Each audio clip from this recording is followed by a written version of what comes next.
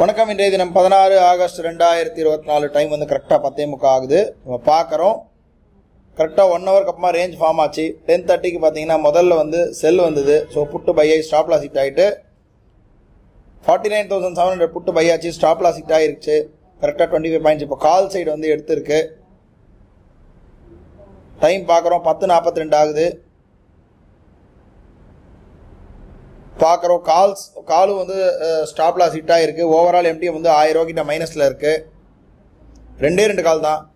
Time பார்க்குறோம் 11 ஆகுது. கரெக்டாக ரெண்டாவது தடவை வந்து இப்போ டபுள் த குவான்டிட்டி, அதாவது 3 லாட் எடுத்தது.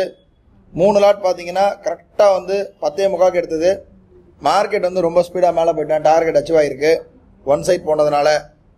நமக்கு ப்ராஃபிட் பார்த்தீங்கன்னா கிட்டத்தட்ட 1500 வரையும் ப்ராஃபிட் வந்து புக் ஆகிருக்கு. 1475 ரூபா கிட்ட புக் ஆகிருக்கு.